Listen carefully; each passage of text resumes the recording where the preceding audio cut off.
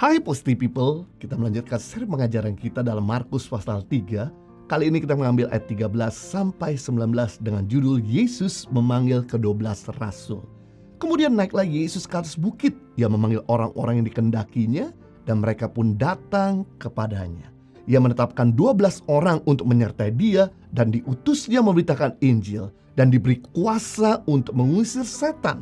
Ke-12 orang yang ditetapkannya itu ialah Simon yang diberi nama Petrus, Yakobus anak Zebedeus, dan Yohanes saudara Yakobus yang keduanya diberinya nama Boanerges yang berarti anak-anak guru. Selanjutnya Andreas, Filipus, Bartolomeus, Matius, Thomas, Yakobus anak Alfius, Tadeus, Simon orang Zelot, dan yang terakhir Yudas Iskariot yang mengkhianati dia. Saudara kekasih dalam Tuhan, saya percaya bahwa kita diselamatkan bukan hanya untuk duduk-duduk, menerima berkat saja dari Tuhan, serta menantikan pertolongan dari Tuhan, tetapi kita diselamatkan untuk menjadi berkat bagi orang lain. Berdasarkan ayat yang baru saya bacakan pada kita, Yesus memanggil ke-12 muridnya dan mempercayakan tugas pelayanan kepada yang dipilihnya. Dan dalam perikop ini, sebelum Yesus memilih murid-muridnya, ada beberapa tahapan untuk kita pelajari agar kita bisa melayani dengan baik. Jadi kita akan belajar ada 3 syarat melayani Tuhan. Yang pertama, syarat untuk melayani Tuhan, kita perlu dipanggil dan datang kepada Yesus. Pada ayat 13, kemudian naiklah Yesus ke atas bukit. Ia memanggil orang-orang yang dikehendakinya dan mereka pun datang kepada Yesus. Artinya, panggilan Tuhan sebagai dasar untuk melayani Tuhan. Kita melayani Tuhan bukan karena suara kita yang bagus. Kita melayani Tuhan bukan karena talenta kita yang banyak. Bukan karena kemampuan kita yang hebat. Atau uang kita yang besar, banyak, berlimpah-limpah. Tapi kita melayani Tuhan karena kasih karunia Tuhan yang telah memanggil kita. Karena kalau kita mau jujur, ada begitu banyak orang yang jauh lebih baik dari kita, lebih layak dari kita. Kalau kita mau jujur, pasti ada begitu banyak kekurangan yang kita miliki. Namun, kenapa Dia tetap memanggil kita? Kenapa Dia tetap melayani kita? Kenapa Dia tetap memilih kita? Karena Allah mengasihi kita. Allah gak tahan hidup kita dijajah oleh kuasa kegelapan. Dan Dia mau pakai kita untuk memulihkan yang lain dan jadi berkat. Tapi persoalannya, apakah kita mau atau tidak mau datang kepada Dia? Apakah kita mau meresponi atau mengeraskan hati kita? Yohanes pasal 15 ayat 16, bukan kamu yang memilih aku, tetapi akulah yang memilih kamu. Betul, Yesus yang memilih kita, bukan kita memilih Yesus. Tapi kalau Yesus sudah memilih kita, tapi kita gak mau meresponinya, kita gak mau datang sama Tuhan, kita gak mau mengikuti Tuhan, ini tidak bisa terjadi. Jadi, orang yang melakukan pelayanan bukanlah orang yang bisa nyanyi, lalu melayani Tuhan, bisa main musik, lalu melayani Tuhan, punya karunia, talenta, lalu melayani Tuhan. Orang memiliki suara bagus atau talenta banyak, dia melayani Tuhan, maka orang seperti ini biasanya bisa jadi sombong. Orang seperti ini akan bilang, oh mereka itu diberkati karena saya. Mereka itu dilawat karena saya. Mereka itu berubah karena saya. Orang seperti ini adalah orang yang menolong pekerjaan Tuhan. Sekali lagi, orang-orang demikian adalah orang-orang sombong dan Tuhan tidak butuh orang-orang seperti ini. Tuhan hanya memakai orang-orang yang rendah hati. Tuhan memakai orang-orang yang mau terus belajar. Tuhan memakai orang-orang yang mau terus mengupgrade dirinya. Itu sebabnya penting di sini untuk kita bisa berkata, saya melayani Tuhan karena kasih karunia Tuhan dan karena Tuhan yang memanggil saya. Orang-orang menyadari panggilan Tuhan dalam hidupnya menjadi orang-orang rendah hati, tidak gampang kecewa, tidak cepat putus asa. Mereka menjadi orang yang tidak mencari penghargaan untuk dirinya sendiri, menjadi orang yang tahan banting karena menyadari bahwa kita adalah hamba, tidak punya hak untuk marah atau balas dendam seperti Yesus. Dia menyadari bahwa dia datang ke dunia untuk melayani dan bukan dilayani. Itu sebabnya dia tidak pusing dengan orang-orang menyakiti. Dia tidak pusing dengan orang-orang yang meludahi. Dia tidak pusing dengan orang-orang yang berusaha untuk mengecam, bahkan membunuhnya. Karena dia tahu tujuan saya datang untuk menjadi berkat dan bukan diberkati. Tujuan saya datang untuk mengampuni dan bukan diampuni. Tujuan saya datang untuk saya mengasihi dan bukan dikasih. Tujuan saya datang untuk saya mendoakan dan bukan didoakan. Hal inilah yang mendasari kita dan menyadari kita ketika kita melayani Tuhan, kita gak mudah sakit hati kepada orang-orang yang melukai kita. Kalau kita masih sakit hati dengan orang-orang yang melukai kita dalam pelayanan, membuktikan bahwa kita bukan seorang hamba.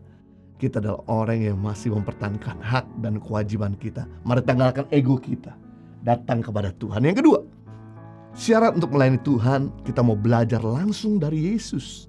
Ayat 14, ia menetapkan 12 orang untuk menyertainya dan kemudian mengutusnya memberitakan Injil. Nah, setelah Yesus memanggil murid-murid dia, dan kemudian murid-murid disuruh menyertai dia untuk belajar langsung dari Yesus. Hal yang sama setelah Yesus memanggil kita dan kita menjadi murid-murid Yesus, kita harus belajar langsung dari dia. Setia untuk tidak meninggalkan dia dan setia untuk terus belajar dari Yesus. Karena Yesus bukan hanya guru yang mengajarkan kata-kata biasa, tapi dengan perbuatan.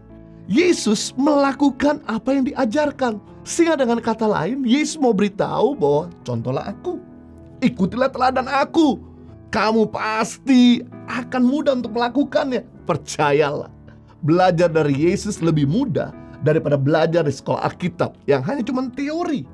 Tapi kalau kita belajar dari Yesus, kita menemukan bukti, kita melihat contoh. Dan Yesus tidak mungkin salah pengajarannya. Yesus tidak mungkin salah perbuatannya. Karena dia gak pernah bikin kesalahan dan dosa. Jadi mudah sekali untuk kita belajar dari Yesus. Gak mungkin dia bisa mengecewakan kita. Nah, yang namanya belajar memang gak langsung jadi sempurna. Tapi paling tidak ada pertumbuhan, ada perubahan, ada upgrading dari hidup kita. Dari yang gak bisa mengampuni, jadi mulai belajar bisa mengampuni. Dari suka bohong, jadi mulai belajar untuk jujur. Dari yang sering buat dosa, jadi bisa berhenti berbuat dosa. Dari yang suka marah-marah, jadi bisa menguasai diri. Saya sebagai hamba Tuhan juga bukan hamba Tuhan yang sempurna, tapi saya mau belajar. Ketika saya ditegur sama seorang jemaat bahwa saya ternyata ada spirit emosional atau marah-marah, saya langsung bertobat. Saya minta ampun sama Tuhan, saya memperbaiki diri. Dan saya belajar untuk bisa menguasai diri terhadap kesalahan orang lain atau terhadap hal-hal yang bikin saya emosi. Sehingga hari ini saya jadi belajar untuk orang yang lebih baik. Dan terus terang, perbuatan kita ini lebih banyak berbicara daripada pandai kita berkata-kata. Perbuatan kita ini lebih hebat daripada kata-kata mutiara kita. Nah, penting di sini untuk kita belajar dari Yesus yang tidak pernah bikin salah dan kita mulai praktekkan. Maka orang akan melihat kita dan dia lihat Yesus ada dalam diri kita. Haleluya. Yang ketiga, syarat untuk melayani Tuhan, siap untuk diutus jadi berkat. Dikatakan ayat 14, setelah Yesus memilih 12 muridnya, lalu Yesus mulai mengutus mereka untuk memberitakan Injil. Yesus berkata pergi, artinya Yesus meminta untuk mereka bertanggung jawab. Agar hidupnya bukan untuk diri sendiri lagi, tapi untuk jadi berkat. Orang benar atau orang dewasa adalah orang yang siap berkorban bagi Tuhan dan siap jadi berkat bagi orang lain. Masih ingat beberapa hari yang lalu, kita sempat belajar di Daily Devotion bahwa menjadi berkat itu bukan jasa. Tapi jadi berkat itu adalah gaya kehidupan orang percaya. Jadi berkat itu bukan jasa, tapi jadi berkat itu panggilan. Harusnya kalau kita jadi berkat itu udah menjadi gaya kehidupan kita. Nggak usah lagi dipikir, nggak usah lagi menuntut imbalan atau balasannya. Nggak usah lagi kita harus sakit hati kepada orang-orang nggak bisa membalas kebaikan kepada kita. Jadi kalau Anda tahu ada anggota keluarga atau teman yang belum diselamatkan, ayo ambil beban untuk mendoakan mereka tiap hari. Dan kemudian ambil kesempatan untuk memberitakan kabar baik. Kalau kita tahu ada orang yang membutuhkan, yang kita perlu lakukan jangan lipat tangan, turunlah tangan. Kalau kita gak bisa turun tangan, ayo coba pikirkan way out-nya, jalan keluarnya. Saya teringat ada salah seorang anak rohani yang kami mentoring. Karena anak rohani ini seorang pengusaha muda yang berasal dari ateis dan sudah coba berbagai agama, akhirnya dia putuskan untuk jadi ateis. Singkat cerita, Tuhan jamah dia dan jadi pengikut Kristus, dan kemudian kami mentoring. Yang menarik, ketika dia mulai dimentor, dia tahu bahwa tujuan dia jadi murid Yesus bukan untuk sekedar diberkati, dipulihkan, tapi untuk jadi berkat. Suatu ketika dia dapat kesempatan, yaitu diminta oleh kami untuk mementor seseorang yang terikat dengan hutang. Dan karena dia pengusaha, dia sangat cocok sekali untuk, saya pikir, adalah orang yang tepat untuk bisa mementor. Dan kemudian dia coba memimpin orang ini perlahan-lahan, dikontak, didoakan, didengar keluh kesahnya, dan kemudian dibantunya untuk dicarikan way out. Dengan dikasih bantuan paling tidak kebutuhan rumah tangganya, walaupun utang-utangnya memang bukan kewajiban untuk anak rohani kami untuk membayarnya, karena dia harus bertanggung jawab untuk membayar hutang-hutangnya sendiri, tapi paling tidak dibantu untuk kebutuhan sehari-hari. Dan kemudian dibantu juga untuk cari lapangan pekerjaan. Diajar dia bagaimana untuk deal dengan customer dan sebagainya dengan baik dan jujur, dan jangan sampai minta-minta pinjaman lagi.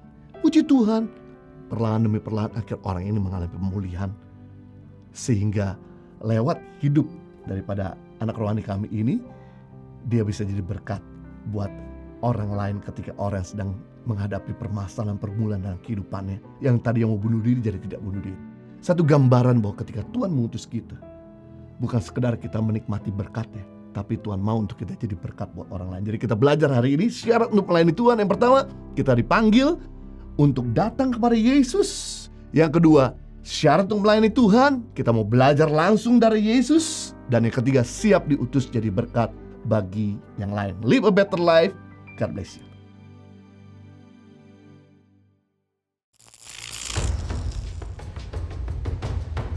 Kendala yang benar-benar di tengah laut, ya mati mesin sih.